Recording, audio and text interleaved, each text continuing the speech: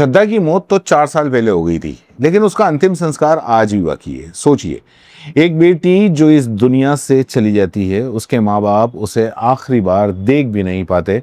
वक्त गुजरता है, 1 साल, 2 साल, 3 साल, और फिर एक दिन परिवार को पता चलता है कि जिस बेटी को वो आखिरी विदाई देना चाहते थे, उसके शरीर के बचे हुए हिस्से आज भी एक माल खाने के अंदर बंद है, प्लास्टिक के छोटे छोटे डिब्बे में। उसके अंदर पॉलीथीन है, पॉलीथीन के अंदर कागज के लिफाफे, और उस लिफाफे में एक बेटी की हड्डियां, बाल, और उसका नाम है श्रद्धा। और जिस आदमी पर श्रद्धा की हत्या का आरोप है, वो पिछले 3 साल से जेल में है, लेकिन जेल के अंदर वो अपनी पढ़ाई कर रहा है, एमए की परीक्षा दे रहा है। अब सवाल ये नहीं कि श्रद्धा के साथ में क्या हुआ, वो कहानी तो पूरा देश जानता है, हमने भी आपको कई बार इसकी कहानी सुना चुके हैं। सवाल यह है कि श्रद्धा की कहानी खत्म क्यों नहीं हो पा रही है। एक हत्या जिसने पूरे देश को हिला कर रख दिया, 18 मई 2022, लेकिन दिल्ली में श्रद्धा की हत्या का आरोप आफताब पूनावाला पर लगा। आरोप बेहद खौफनाक था। हत्या के बाद श्रद्धा के शरीर के टुकड़े टुकड़े कर दिए, उन्हें कई हिस्सों में बांटकर दिल्ली के मेहरौली के जंगल में अलग अलग जगहों पर फेंक दिया गया। लेकिन इस पूरी कहानी का खुलासा उसी वक्त नहीं हुआ, कई महीने बीत गए, और फिर नवंबर 2022 में यह मामला सामने आया। पुलिस मेहरौली के जंगल में पहुंचती है, तलाश शुरू हुई, एक एक करके अवशेष बरामद किए गए, फिर फॉरेंसिक जांच हुई, डीएनए टेस्ट हुआ, और पुलिस के मुताबिक बरामद अवशेष श्रद्धा के थे और वो मैच हुए, और यहीं से शुरू हुआ मुकदमा जो आज तक खत्म नहीं हुआ। लेकिन श्रद्धा की कहानी का सबसे दर्दनाक हिस्सा अभी बाकी था। श्रद्धा की मां नहीं रही, श्रद्धा की दादी भी नहीं रही, श्रद्धा के पिता विकास वालकर भी इस दुनिया से चले गए। उसके पिता की एक आखिरी इच्छा थी कि किसी तरह उनकी बेटी के अवशेष उन्हें मिले और वो श्रद्धा का अंतिम संस्कार कर सकें, लेकिन उनकी ये इच्छा पूरी नहीं हुई। अब परिवार में श्रद्धा का भाई है, श्रीदेव विकास वालकर, एक भाई जो अपनी बहन के लिए लड़ रहा है और इंतजार कर रहा है उस दिन का जब अदालत का फैसला आएगा और शायद उसे अपनी बहन के अवशेष मिलेंगे, ताकि वो कम से कम अपनी बहन की आखिरी विदाई तो कर सके। श्रद्धा आज कहाँ है? यह सवाल सुनने में बड़ा अजीब सा लगता है, क्योंकि इंसान मरने के बाद में कहाँ होता है, लेकिन श्रद्धा के मामले में जवाब और भी ज्यादा परेशान करने वाला है। श्रद्धा आज भी अदालत की केस प्रॉपर्टी है। उसके बरामद किए गए अवशेष पुलिस के माल खाने के अंदर रखे हुए हैं, छोटे छोटे प्लास्टिक के बॉक्स में। जब भी किसी गवाह की गवाही के दौरान जरूरत पड़ती है, उन बॉक्स को अदालत में लाया जाता है, खोला जाता है, गवाहों को दिखाया जाता है और बताया जाता है कि ये वही अवशेष हैं क्या जो मेहरौली के जंगल से बरामद किए गए थे। इसमें श्रद्धा के बाल भी हैं, हड्डियां भी हैं, और यही सिलसिला कई बार दोहराया जा चुका है। श्रद्धा केस की वकील जो सीमा कुशवाहा, उसके मुताबिक ये संख्या करीब 30 बार या उससे अधिक बार भी हो सकती है।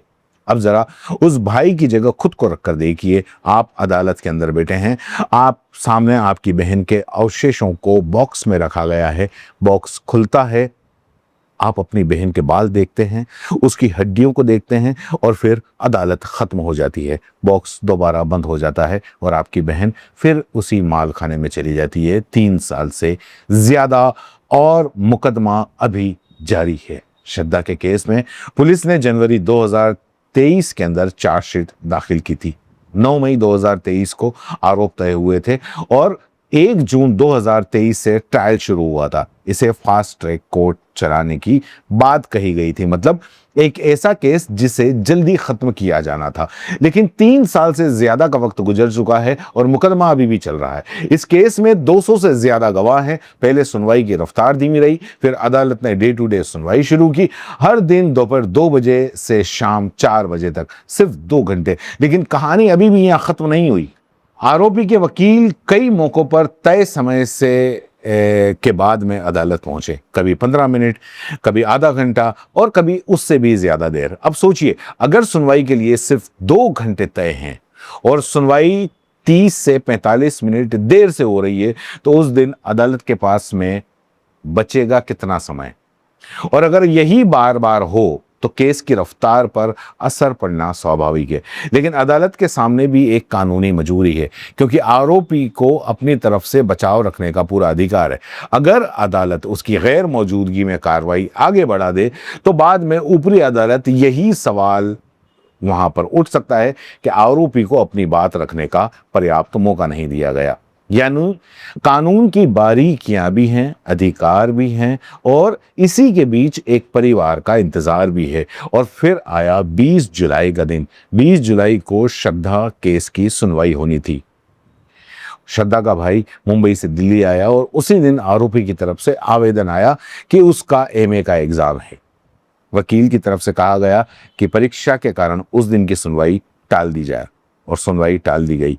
अब आप एक तस्वीर को देखिए। एक तरफ श्रद्धा के भाई अपनी बहन के केस की सुनवाई के लिए मुंबई से दिल्ली आया है, और दूसरी तरफ जिस व्यक्ति पर बहन की हत्या का आरोप है वो जेल में रहते हुए अपनी पढ़ाई कर रहा है, और परीक्षा के लिए अदालत की तारीख तक टल जाती है। यही वो बिंदु है जहां श्रद्धा के परिवार का दर्द गुस्से में बदल जाता है। आफताब को और भी मौके मिले। एक मौके पर दांत में दर्द होने की वजह से अदालत आने में असमर्थता जताई। एक बार एंजाइटी यानी कि घबराहट की शिकायत बताई गई और डॉक्टर से दिखाने की बात सामने आई। हर मामले में आरोपी के अधिकार और उसकी परिस्थितियों को ध्यान में रखा गया। कानून का मूल सिद्धांत है, जब तक अपराध साबित नहीं हो जाता आरोपी को दोषी नहीं माना जा सकता। लेकिन श्रद्धा के परिवार और उसकी तरफ से केस लड़ रही वकील का सवाल है कि क्या इस अधिकार और राहत की भी कोई सीमा नहीं होनी चाहिए? क्या हर बार मिलने वाली ऐसी छूट एक गंभीर अपराधी मुकदमे की रफ्तार को प्रभावित नहीं कर रही? गवाही भी पूरी नहीं हुई है, और यह भी समझना जरूरी है कि मामला सिर्फ तारीख पर तारीख का नहीं है। अभी कई महत्वपूर्ण गवाहियों की प्रक्रिया बाकी बताई जा रही है। पुलिस अधिकारी, फॉरेंसिक टीम, डीएनए की जांच से जुड़े लोग, जांच अधिकारी और वो तमाम गवाह जिनका संबंध श्रद्धा के अवशेषों की बरामदगी और जांच से है।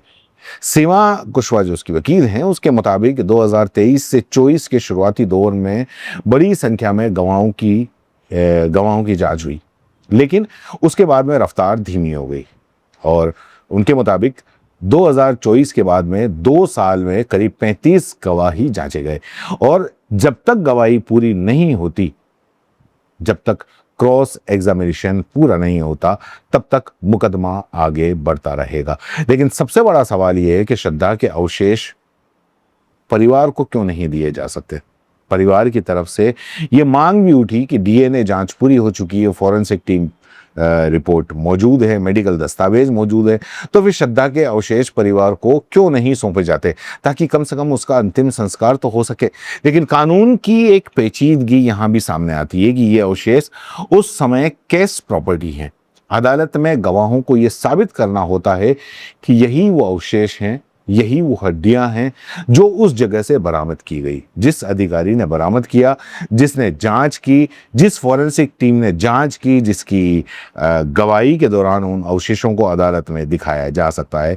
और सिर्फ गवाही तक नहीं, अंतिम बहस के दौरान भी इसकी जरूरत पड़ सकती है। यानी जब तक मुकदमे की प्रक्रिया पूरी नहीं हो जाती, परिवार को इंतजार करना पड़ सकता है। लेकिन इस इंतजार की कीमत कौन चुका रहा है? कानून अपनी जगह है, अदालत की प्रक्रिया अपनी जगह है, सबूत अपनी जगह है, लेकिन एक परिवार का दर्द वो कहां गया? श्रद्धा के भाई के मुताबिक उसके रीति रिवाजों में अंतिम संस्कार में इतना लंबा विलंब अच्छा नहीं माना जाता। एक तरफ बहन की मौत का सदमा, दूसरी तरफ मां नहीं रही, पिता नहीं रहे, दादी नहीं रही, और अब एक भाई अकेला अदालतों के चक्कर काट रहा है, सिर्फ इसलिए कि बहन को अंतिम विदाई दे सके। और फिर आती है सबसे अजीब तस्वीर कि एक तरफ श्रद्धा के अवशेष रखे हैं, दूसरी तरफ आरोपी आफताब बेटा है। श्रद्धा का भाई कहता है कि आमना सामना कई बार हुआ, लेकिन उसने कभी आफताब से बात नहीं की। क्यों? क्योंकि उसका कहना है कि उसे देखते ही उसको गुस्सा आ जाता है, उससे अफसोस या पछतावे का कोई भी भाव उस पर नजर नहीं आता। उसके मुताबिक आफताब अदालत में ऐसे बैठा हुआ दिखाई देता है जैसे बाकी जो सामान्य लोग हैं बैठते हैं, बातचीत करते हैं। जबकि दूसरी तरफ एक परिवार अपनी जिंदगी की सबसे दर्दनाक अध्याय को खत्म होने का इंतजार कर रहा है। एक भाई का गुस्सा, एक जब श्रद्धा के भाई से पूछा गया कि वो आफताब के लिए क्या सजा चाहते हैं, तो उसका जवाब बहुत सीधा था। उसकी इच्छा है कि जिस तरह श्रद्धा की मौत हुई है, उसे भी ठीक उसी तरह सजा मिले। वो चाहता है कि ऐसी सजा हो जो दूसरे लोगों के लिए मिसाल बन जाए। श्रद्धा की तरफ से केस लड़ रही सीमा कुशवाहा भी इस मामले को गंभीर अपराध की श्रेणी में मानती है। उन्हें उम्मीद है कि मुकदमे का फैसला 2026 के अंदर अंदर आ सकता है। लेकिन यहां भी एक सवाल है, मान लीजिए ट्रायल कोर्ट फैसला सुना भी देता है, तो कहानी वहां खत्म नहीं होगी। इसके बाद में हाई कोर्ट, फिर जरूरत पड़ने पर सुप्रीम कोर्ट। यानी जिस परिवार ने 3 साल से ज्यादा इंतजार किया है, उसे आगे और भी इंतजार करना पड़ेगा। इसका कोई निश्चित जवाब अभी भी नहीं है कि केस कब खत्म होगा। श्रद्धा की असली सजा जो है वो किसे मिल रही है। कभी कभी अपराध सिर्फ उन इंसान को नहीं मारता जिसकी हत्या होती है, जो उसके पीछे बचे लोगों की जिंदगी है वो भी काफी बदल देता है। श्रद्धा की हत्या मई 2022 में हुई। माँ चली गई, दादी चली गई, पिता चले गए, और भाई आज भी उसी सवाल के साथ में खड़ा है कि मेरी बहन का अंतिम संस्कार आखिर कब होगा। एक तरफ अदालत कहती है सब सुरक्षित रखना जरूरी है, दूसरी तरफ परिवार कहता है हमारी बेटी के अवशेष हमें दे दीजिए, और एक आरोपी को कानून के तहत अपने अधिकार मिलते हैं। दूसरी तरफ पीड़ित परिवार इंतजार करता है, और इसी विरोधाभास के बीच में श्रद्धा की कहानी आज भी जारी है, खत्म नहीं हुई है। आखिरी सवाल, किसी इंसान की मौत के बाद में उसका अंतिम संस्कार सिर्फ एक धार्मिक रस्म नहीं होता। परिवार के लिए वो आखिरी स्वीकार होता है कि अब उसका जो अपना जो है वो इस दुनिया के अंदर नहीं है। लेकिन श्रद्धा के परिवार को वो आखिरी मौका भी नहीं मिला, क्योंकि उसकी मौत के बाद बची हुई हड्डियां आज भी एक केस की फाइल का हिस्सा है, एक सबूत है, एक केस प्रॉपर्टी है। और जब तक मुकदमे की प्रक्रिया पूरी नहीं हो जाती, श्रद्धा का परिवार इंतजार करता रहेगा। 3 साल से ज्यादा हो गए हैं, एक फास्ट ट्रैक कोर्ट में मुकदमा चल रहा है, और एक भाई अपनी बहन की आखिरी विदाई के लिए अदालत की तरफ देख रहा है। और शायद कहानी का सबसे कड़वा सच भी यही है, श्रद्धा की हत्या 4 साल पहले हुई थी, लेकिन उसके परिवार के लिए उस मौत का इंतजार आज भी खत्म नहीं हुआ है। क्योंकि श्रद्धा को इंसाफ कब मिलेगा ये अदालत तय करेगी, लेकिन श्रद्धा की अंतिम विदाई कब मिलेगी इस सवाल का जवाब भी उसी फैसले के साथ में जुड़ा हुआ है। और तब तक एक बेटी प्लास्टिक के उन बॉक्सों के अंदर टुकड़ों में बंद रहेगी, और एक भाई अपनी बहन की आखिरी यात्रा का इंतजार करता रहेगा।